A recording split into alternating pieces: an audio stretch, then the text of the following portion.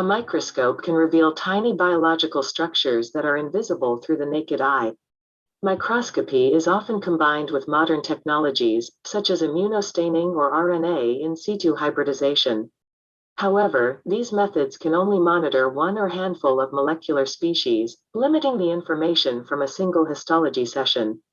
To address this, emerging technology called spatial transcriptomics aims at detecting all genes transcribed from the genome at once.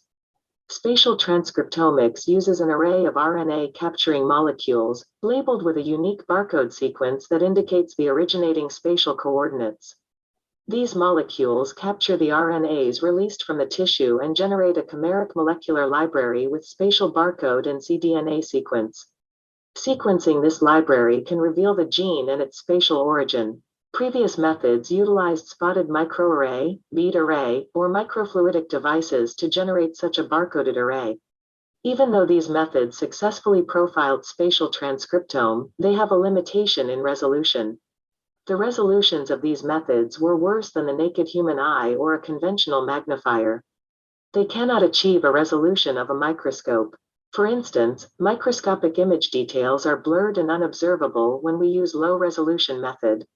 So, this has remained a major barrier in applying spatial transcriptomics to analyzing biological samples. Imagine if we can have a microscope in spatial transcriptomics by providing an extremely high submicrometer resolution.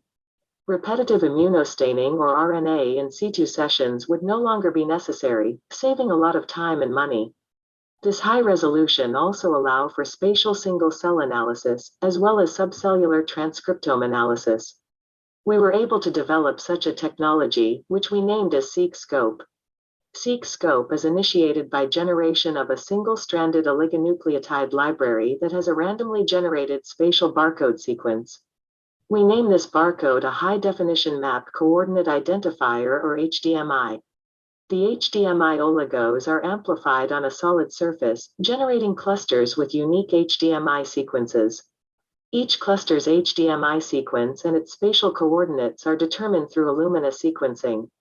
We name this process the first seq. Then each cluster is processed to capture RNAs released from the overlying tissue sections. Then, both HDMI and cDNA sequences are determined through the second seq process. Seq-Scope involves two steps of sequencing, first seq and second seq. First seq provides a data table that has a spot's XY coordinate and its HDMI sequence.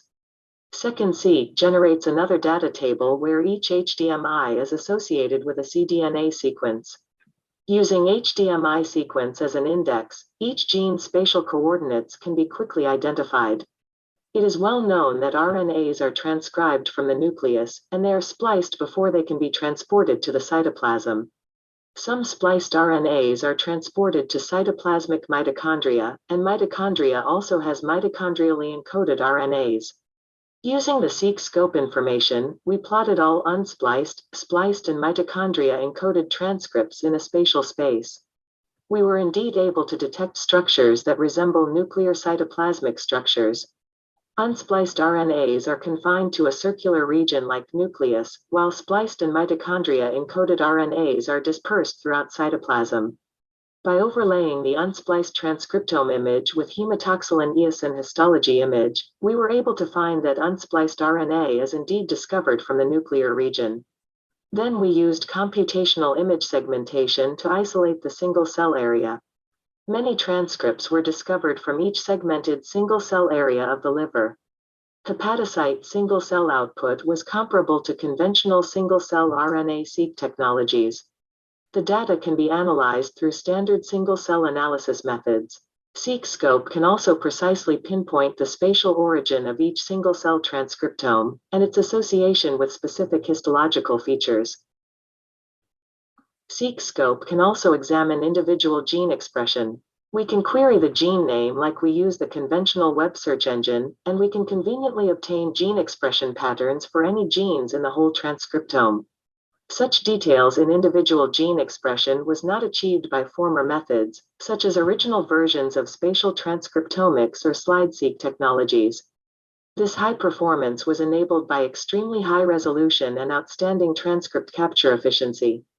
Seq-Scope not only examined normal liver, but also revealed diverse cellular populations associated with liver injury, inflammation, and fibrosis. Seq-Scope also revealed their microscopic spatial arrangements and their relationship with underlying histological findings. Seq-Scope also worked for non-hepatic tissues such as colon. In colon, Seq-Scope revealed major layers of colonic wall, including zonated epithelial layers, as well as connective tissue and smooth muscle layers. Seq-Scope detected individual epithelial cell types such as surface colonocytes, goblet cells and enteroendocrine cells, and non-epithelial cell types such as B cells, macrophages, fibroblasts and enteric neurons. Spatial map of these individual cell types is of a very high microscopic resolution, and is also consistent with microscopic images of hematoxylin and eosin histology staining. Seq-Scope also revealed the spatial expression patterns of individual genes, which are often expressed exclusively in specific cell types. Now, let us summarize the innovative advances that Seq-Scope can bring to the field. Conventional RNA-seq analysis is often compared to making a smoothie made out of a nice fruit tray. This destroys all the individual single-cell information in the original sample. Traditional single-cell analysis enables analysis of individual single-cell types. However, it does not reveal spatial organizations of the original fruit tray. This was partially overcome by spatial transcriptomics. But due to its low resolution, it only produces another smoothies of different cell types in the tissue. Several recent methodologies improved this by offering near cellular resolution, but Seq-Scope further extends these advances to provide a real single-cell resolution. In addition, with its microscopic resolution, it can also reveal the details of subcellular structure which was not approachable by former methodologies. So, our imagination of building a microscopic spatial transcriptomic method became reality through Seq-Scope. We look forward to further discovery that can be made through this novel technology.